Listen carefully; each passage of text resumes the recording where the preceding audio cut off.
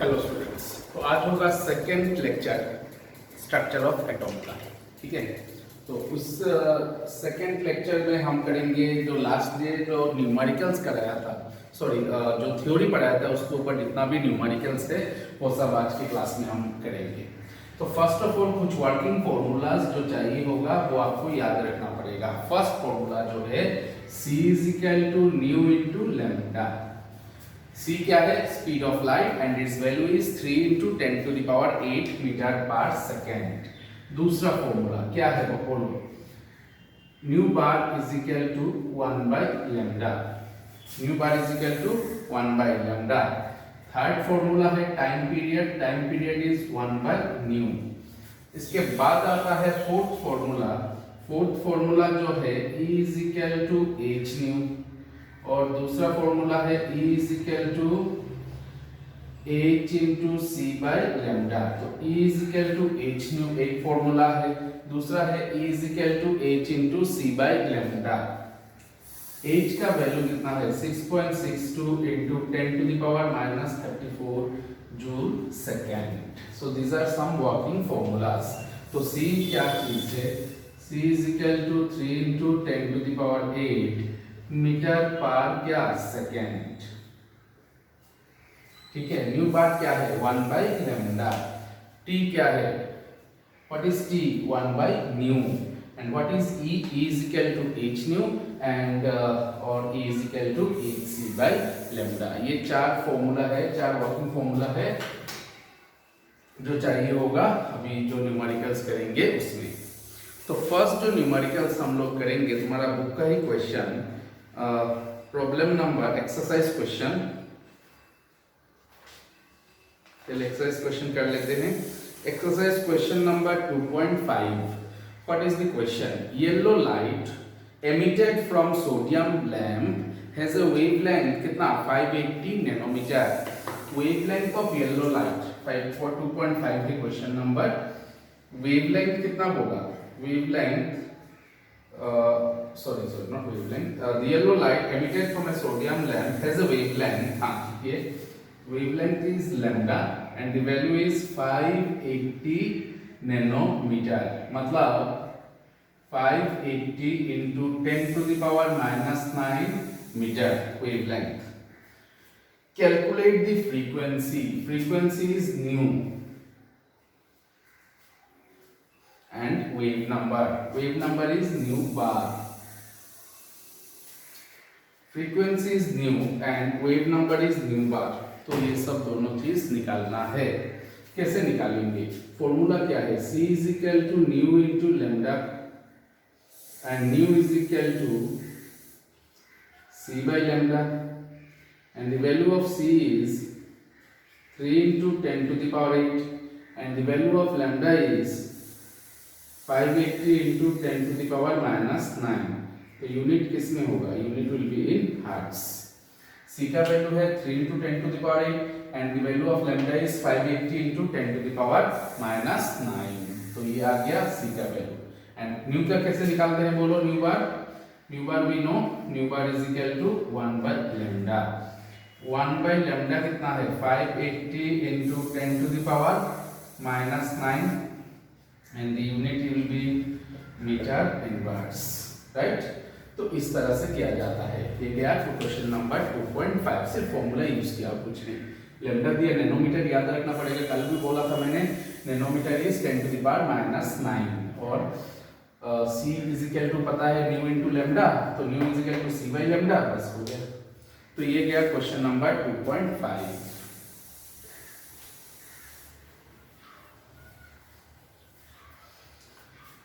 Then let's try question number 2.6. What is that? Question number 2.6. 2.6 में बोला find the energy of photon which corresponds to light having frequency। इसमें देखो frequency दिया गया है। frequency कितना है? frequency of light is 3 into 10 to the power 15। 3 into 10 to the power 15 hertz। चाहिए आपको एनर्जी। एनर्जी का क्या फॉर्मूला है? E is equal to H nu h is 6.62 into 10 to the power minus 34, nu is 3 into 10 to the power 15, so that will be the energy. Second क्या है, wavelength. Number 2 is wavelength. Wavelength कितना है, wavelength is 0.5 angstrom, मतलब 0.5 into 10 to the power minus 10 metre. तो हमारा formula क्या है, E is equal to hc by lambda, और h का वैल्यू कितना है 6.6 into 10 to the power minus 34. तो यहाँ पे करते हैं,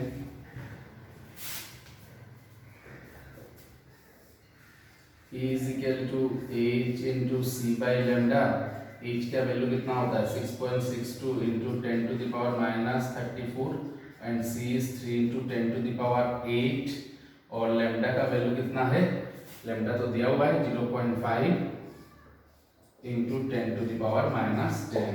तो ये क्या दोनों न्यूमेरिकल हो गया. एंगस्ट्रॉम का मतलब -10, और इसका फॉर्मूला तो है ना E is equal to hc by lambda. h का वैल्यू पता है 6.62 into 10 to the power minus 34, c is 3 into 10 to the power 8, lambda is how much, lambda is 0.5 into 10 to the power minus 10 metre. Calculation आप लोग कर लेना, ठीक है. तो ये गया question number 2.6. Then let's try question number 2.7. 2.7 में आपको बोला calculate wavelength, frequency and wave number whose time period is this, मतलब time period is given. How much is the time period, time period is 2 into 10 to the power 10, 2 into 10 to the power 10 seconds. Frequency चाहिए, तो frequency तो हमको पता है, frequency is 1/t, 1/2 into 10 to the power 10, 1/2 is 0.5 into 10 to the power minus 10. तो हो गया ये न्यू बार. इसके बाद इतना, इसके बाद आता है क्या निकालना है, next is to find out wave number, wavelength as well as frequency, ठीक है. तो c is equal to nu into lambda, तो lambda is c by nu. How much is c, c is 3 into 10 to the power 8, nu का value है 0.5 into 10 to the power minus 10 आ जाएगा. इसका भी value answer will be in hertz, और nu bar, nu इसका value होगा hertz में, और लैम्डा का वैल्यू होगा मीटर में. Value of lambda will be metre. तो ये गया फर्स्ट पार्ट, ये गया सेकेंड पार्ट, और थर्ड पार्ट क्या निकालना है, देखो थर्ड पार्ट में निकालना है वेव नंबर निकालना है. तो वेव नंबर हम कैसे निकालते हैं, wave number is nothing but 1/लैम्डा. तो 1 इसका जो वैल्यू आएगा वो पुट करोगे, आंसर होगा इन मीटर इनवर्स. बस हो गया, बहुत आसान है. ये हो गया हमारा question number 2.7. Then let's try question number 2.8. Question number 2.8, ये गया question number 2.7 and will try question number 2.8. तो क्वेश्चन नंबर 2.8 में क्या बोला, देखो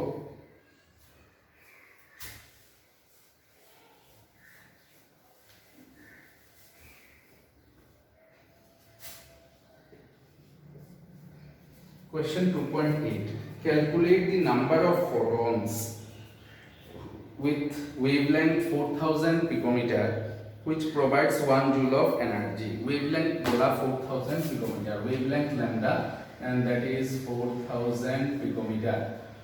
4000 का मतलब है 4000 into 10 to the power minus 12 metre.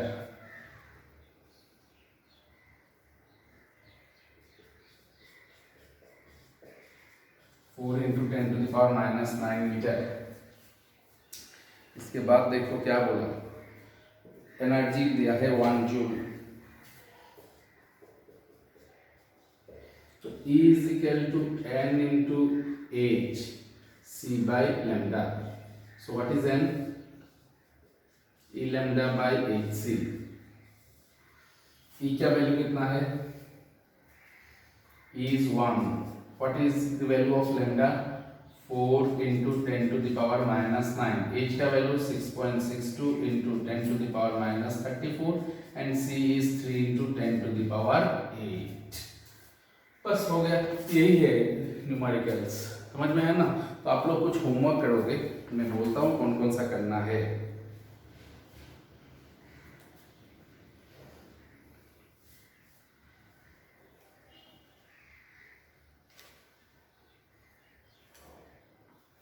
Exercise question, exercise मतलब एग्जाम्पल, सॉरी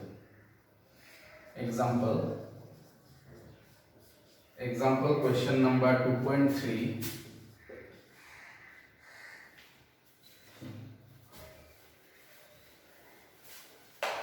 एग्जाम्पल करोगे आप लोग 2.3, 2.4,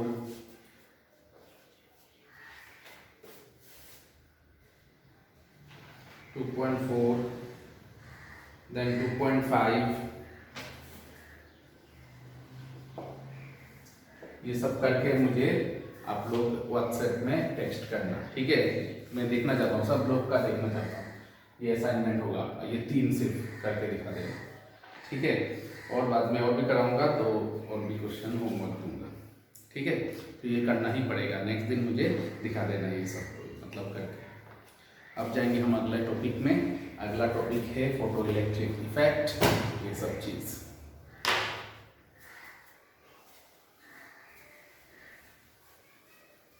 ध्यान से सुनना, फोटो इलेक्ट्रिक इफेक्ट क्या चीज है। हमारा अगला टॉपिक है फोटो इलेक्ट्रिक इफेक्ट।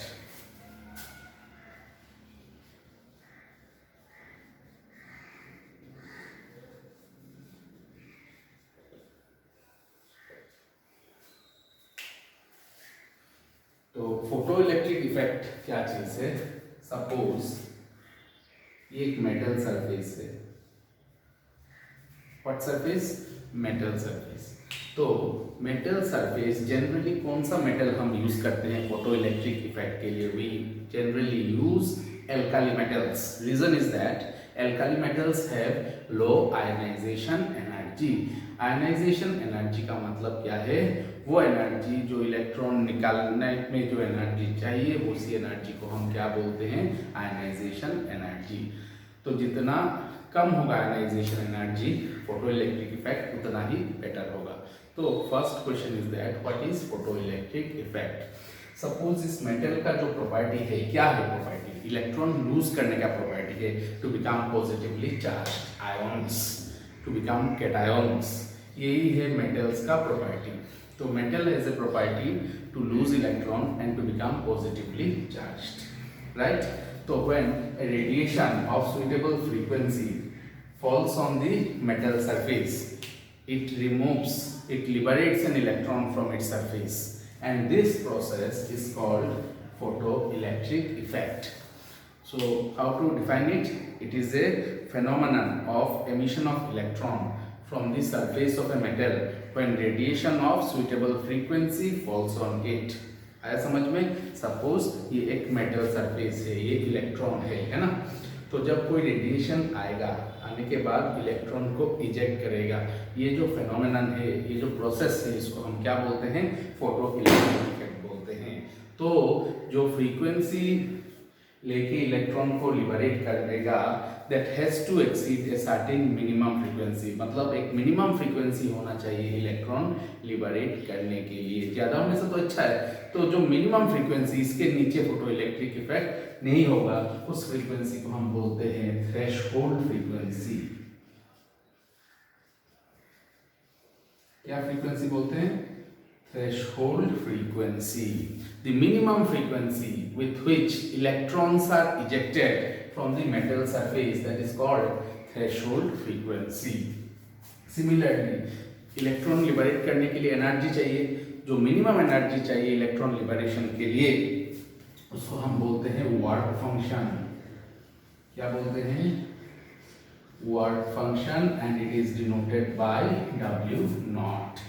तो minimum frequency required to liberate an electron is called threshold frequency, denoted by mu naught, and the minimum energy which is required to liberate an electron, that energy is called work function.